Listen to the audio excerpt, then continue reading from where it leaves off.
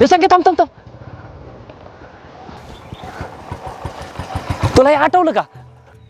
हा अरे 10, 20, 30, 40, 50 आणि 100. आलो रे आलो. कोणी लपू नाहीतर छपू. आणि मग मी हळू तुझ्या मागून येऊन तुला धप्पा द्यायचो आणि तू आम्हाला चिडकं म्हणायचा. खरं तर तू चिड खेळायचा बरं का तो तुझ्यावरती राज्य तंगतंय म्हणून. आणि परत तुझ्यावरतीच राज्य यायचं. आणि नंतर ओमक्याचा शर्ट मी घालायचो आणि माझा शर्ट ओमक्याला द्यायचो. आणि तू काय करायचा? ओमकारला माझ्या नावाने बोलायचा आणि अंडा गाळायचं आणि परत राज्य तुझ्यावरती यायचं. अख्खा दिवसभर राज्य तुझ्यावरतीच असायचं. पण तू पण लय हुशार होता. राज्य तंगतंय म्हणून आम्हाला लपायला लावायचा आणि स्वतः घरी पळून जायचा आणि परत माघारी येतच नव्हता. मी काय पळून नव्हतो जात तेव्हा. मग का ताण लागली म्हणून घरी जायचो आणि घरी एकदा गेलो आई कुठे लावती तेव्हा. हा आईच्या लाडक्या ग बस. तू राज्याच्या भीतीने येत नव्हता हे सांग ना. खरंच आई नव्हती पाठवतला का? ए बाबा ती जाऊन दे, चल मला जायची घरी, भूक बी लागली, चल लवकर वेळ चल आता.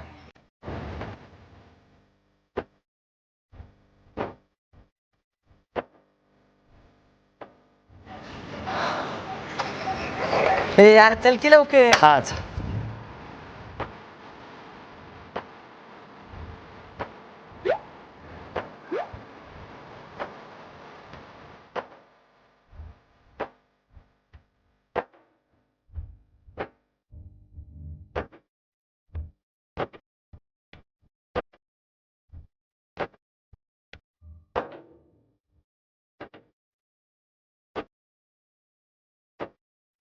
संख्या तो आपला आमल्याचे घर बातकावाने चालतो या. मला 100% खात्री आहे तो आपल्या आमल्याच असणार. एवढ्या उन्हाचा टावेल घेऊन चाललाय. नेमकं पोहायला चालला असणार. तुला आठवतंय आपल्या सगळ्यांना पोहायला त्यांनी शिकवलं.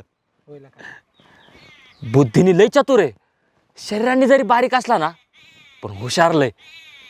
पण जरा घरच्या परिस्थितीमुळं त्याला पुढे शिकता नाही आलं. नाही तर चालाक लय आमल्या.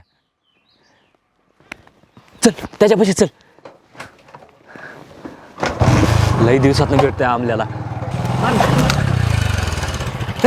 येड्या किण्यांनो, हा तुम्हाला कळतं काय? डोळे हॅपरलं काय तुमचं? हा बरं आईला संख्या माया तुम्ही आयला माया तू कधी आला?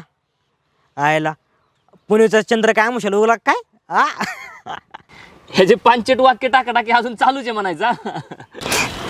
आरती सोड. तू कस काय पण इकडे गावाला? हा बरेच दिवस झाला. शहरात होता ना, विसरला नाही मला. कसं आहे 3 वर्ष झालं तिकडे आहे ना.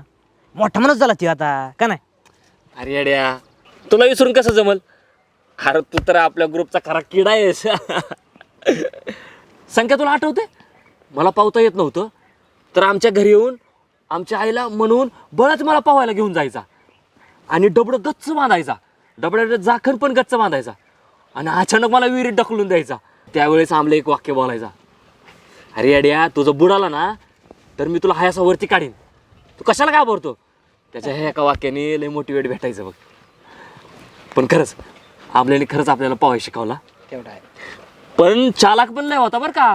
आपल्या डबड्याचं हळूच झाकण काढायचा आणि त्यात पाणी घुसायचं. तुम्ही नीट पावाव आणि लवकर पावा शिकाव म्हणून तुम्हाला मी असं करायचो. आणि ते डबडा झाकण थोडं कमी सोडलं हे केलं ना कसं पाणी मारायचं, तुम्ही हातपाय हलवायचा. त्याशिवाय तुम्ही हातपाय हलवता ना असं निवांत त्या डबड्यावर पडायचं ना. त्याच्यामुळे गेम करावं लागायची मला. तर मी म्हणलं एवढं जबड जड कसं लागतं या? नालाय का बुडला असं ना आम्ही दोघं तवा. अरे पण तू इकडे कसं काय विशेष? अरे काय नाही होळी आली ना तर मग मी विचार केला की आपल्या सगळ्या मित्रांबरोबर एकत्र होळी साजरी करायची. आणि 3 वर्ष झालं शहरात होतो तर गावाकडे आलोच नाही. तर खूप आठवण येत होती. मग म्हणलं चला सण पण आलाय आणि सगळे एकत्र पण असतात, भेट पण येऊन आपली. अच्छा म्हणून आलो. पण आज पाहुणं कॅन्सल. आजचा दिवस फक्त तुझ्यासाठी. अरे पण तुम्ही चाललाय कुठं? येतो का जेवायला? चालू आम्ही घरी. अरे संख्या तू पण कोणाला म्हणतोय? अरे न सांगता जेवत्या ताटात येऊन बसणारा कार्यकर्ता या. एवढं पण नव्हतं खरं बोलायचं. हा चल मला आता भूक लागली. चल बघितलं का पावाय निघाला ना आता भूक लागली. हा चल बस गाडीवर. बस लवकर. जाऊ द्या. तुझा प्रवास झाला पण. प्रवास सगळ्यात छान झाला बघ. गावात आल्यावर लय भारी वाटलं. हे भाड्या, तुला किती वेळा सांगायचं त्याच्या वाट जाऊ नको.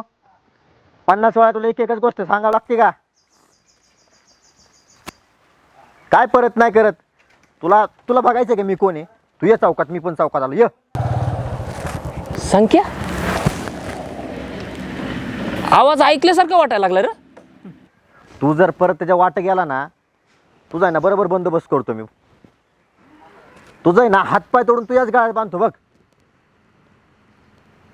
अजिबात त्याच्या वाट जाऊ नको. ठेव फोन. यायला शिकायला जातात का भांडणं करायला जातात? तुला माहित नाही होय? अरे आपल्यात भांडणं करणारा आणि मिटवणारा कोण होता बरं? ओंक्या. वमे येतो आणि मग आईला अजून आहे असाच आहे बरं का, लोकांचे भांडणं मिटवणारा. चल ह्याची थोडीशी मजा घेऊ. काय करायचं? त्याचा का फोन लागा नाही. गाडी लाव.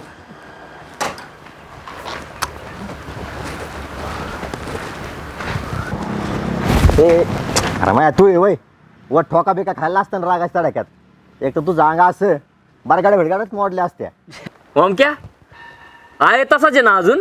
हा, लोकांची भांडणं मिटवला सगळ्यात आधी आणि स्वतःची भांडणं करायला सगळ्यात नंतर.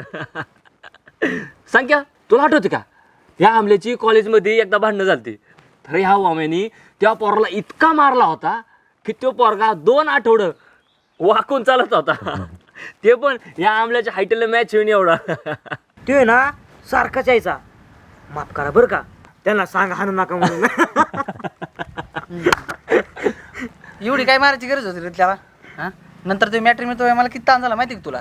हां, अरे नंतर त्या मस्त त्या हातापाया पडून आहे ना, तर त्याने शेवटी ऐकलं नाही. मग काय 2 आठवडे बसावं लागलं ना घरी. पण ते जाऊ दे. पण आपल्या ग्रुपातला खरा हिरा फक्त ओम्याचे. अरे भांडणं बघितल्यावर लोकांची परत पळून जात होता, पण आपला ओम्या त्यांच्या अंगावरती जाऊन जातो. अरे आपल्या कॉलेजमधली सगळी भांडणं ह्यानीच मिटावल्यात की. काय सांगायची गरज आहे का?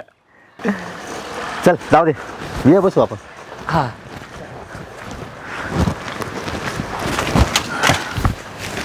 किती गोड दिवस होते ना रे ते शाळेचे. उन्हाळ्याच्या सुट्टीचे, गावाला जायचे, खेळल्यानंतर रुसायचे. खेळता खेळता पडलो की त्या दुःखावरती काँग्रेसाचा पाला टेचून लावायचे. प्रत्येक आठवण किती गोड होती ना. मला माहिती आहे आता सगळे मोठे झाल्यात, जे ते आपापल्या कामात व्यस्त झाले. पण कधीही आपण असं एकत्र भेटलो ना, ती आठवण जागी होते. खरंच गाव खरंच खूप सुंदर आहे. तूच गाव सोडून गेला, आता तुला गाव आठवतं होय? गाव मी सोडलंच नाही रे, अजून पण मी गावातच आहे, पण फक्त आठवण म्हणून. गाव कुणाला सोडूशी वाटणार रे? अरे ह्याच मातीत आपण खेळलो, जेवलो, आठवणी रुजवल्या, त्याच मातीला कसं सोडूशी वाटणार? पण परिस्थितीच्या डोंगरापुढं कोणाचं चालत नाही. परिस्थितीचा डोंगर एवढा मोठा असतो की त्याच्या पलीकडे जाऊनच यश मिळतं. त्याच डोंगराच्या अलीकडे राहिलो ना तर परिस्थिती इतकी तोडायला लागते की जगावं की मरावं हेच कळत नाही. त्यासाठी गाव सोडावं लागतं. प्रत्येक गोष्ट समजून घेण्यासाठी गाव सोडावं लागतं. जग कसं आहे हे समजून घेण्यासाठी गाव सोडावं लागतं. आणि सगळ्यात महत्त्वाची गोष्ट म्हणजे पुढे जाऊन आपलीच परिस्थिती आपल्याला लाजायला नको म्हणून गाव सोडावं लागतं. नाहीतर गाव कुणाला सोडूशी वाटतं रे? अरे येड्या, तुझी प्रत्येक परिस्थिती आम्ही लहानपणापासून पाहत आलोय. तू कोणत्या कोणत्या गोष्टीतून गेलाय आणि किती गोष्टी सहन केल्यात. कसं आहे माया, काही गोष्टींसाठी ना काही गोष्टी सोडून द्याव्या लागतात, आणि तेच तू केलंय. आणि त्यात गुन्हा काय आहे? चांगलेच केले ना. असं बी तुझ्या प्रत्येक संकटात तुझ्या पाठीशी आम्ही उभे. अरे अजूनपर्यंत तुला काही कमी पडून दिलं नाही, आणि इथं पुढं बी ना तुला काही कमी पडून देणार नाही. अरे तू कशाला एवढं टेन्शन घेतो या? अरे तू गाव सोडून गेला, पण तुझ्या आठवणी अजून इथंच आहेत ना. एवढा नको सॅडू. अरे तू दुःखी असला ना आम्हाला नाही आवडत. अरे आमच्या ग्रुपमधला तू एकमेव हिरा आहेस. त्याने आम्हाला आज सगळ्यांना एकत्र ठेवलंय, आणि अजूनपर्यंत आम्ही एकत्रच आहेत. अरे आयुष्य हे एकदाच आहे, आज आहे तर उद्या नाही. आणि ह्या गोष्टीची खंत नको वाटायला की तो रुसला आणि माझ्याशी न बोलता गेला. आणि ह्याच सगळ्या गोष्टीमुळं आपण सगळे एकत्र आहोत, आणि ते फक्त तुझ्यामुळे. अरे ते सगळं सोडा, एकतर इतक्या दिवसातून भेटलोय, सॅड नको व्हायला, ते मला नाही आवडणार. मी काय म्हणतोय, अरे आसमी कुठे आहे? ती काय करते सध्या? ओहो, तिची आठवण आली काय? अरे ती त्याच दुकानात आहे. तू नाही का तिला असं चुरून बघायचा? ए असं काय नव्हतं, ते फक्त आपली सगळ्यांची मैत्रीण आहे त्यामुळं. आणि तिचा स्वभाव चांगला आहे, ती बोलते पण माझ्याशी चांगलं, आणि तुमच्या सगळ्याशी पण चांगलं बोलते ना. माहिती माहिती. तुला भेटायचं म्हणून सांग की. सांगितलं ना त्याच दुकानात आहे, तुला भेटायचं आहे का? ए असं काय नाही या. एक काम करू, सगळेच जाऊ. चला.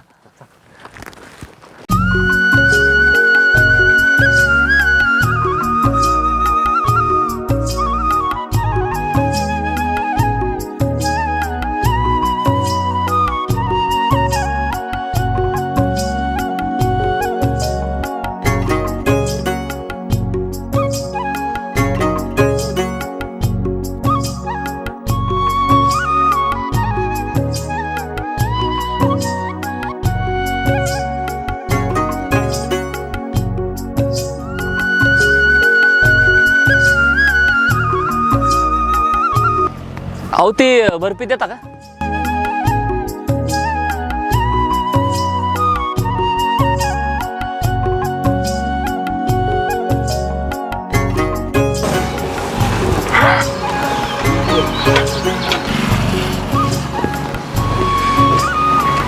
अरे महेश, तू आहेस व्हय? तरीच म्हणलं, मला कलर लावायची हिंमत फक्त तूच करू शकतोस. आणि आम्ही काय फळ विकणार आहेत काय? अरे तुम्ही सगळे तूच तर एक नग होता आम्हाला मोटिवेशन देणारा. हो, मी पण आले.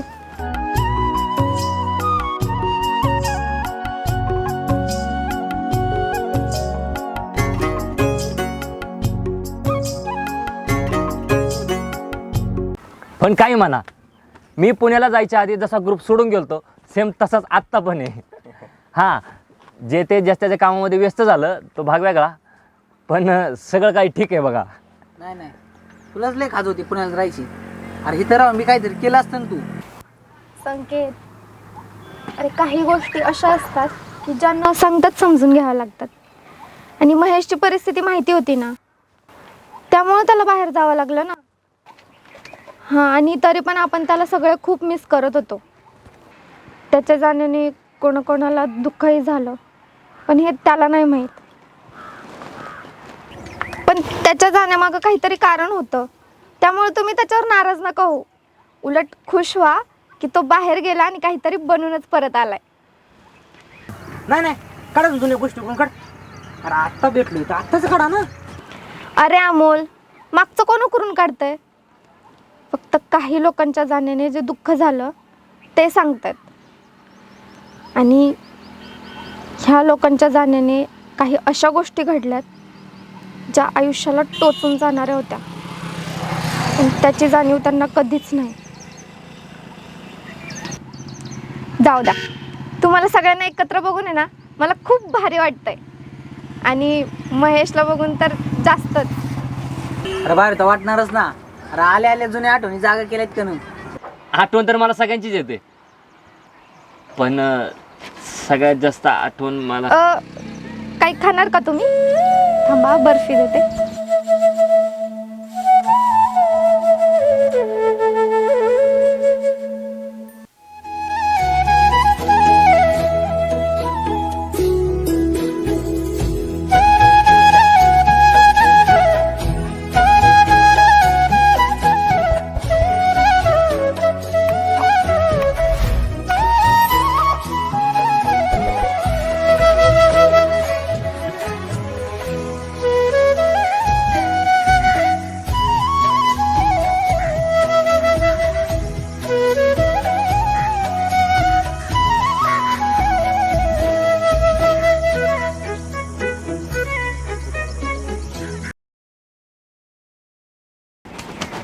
कोणाचा फोन होता?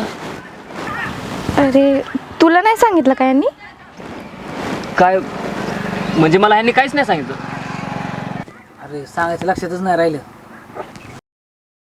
अरे माझं लग्न जमलंय. नवऱ्याचा कॉल आला होता. ते होळीच्या शुभेच्छा देत होते. मी ना तुझ्या लग्नात आहे ना गोडा उभा राहून नाचणार. हा हा. तू नाच गोड्यावर. गोडा थोडा जरी हल्ला ना तुझं मरण आलं म्हणून समज. आणि मी तरी बरं का फक्त 15,000 पुरतच घेणार आहे. असा नसणार ना की सगळ्या कार्यालयातल्या पुरी ना माझ्याकडेच बघतील. महेश, तू काय घालणार माझ्या लग्नात?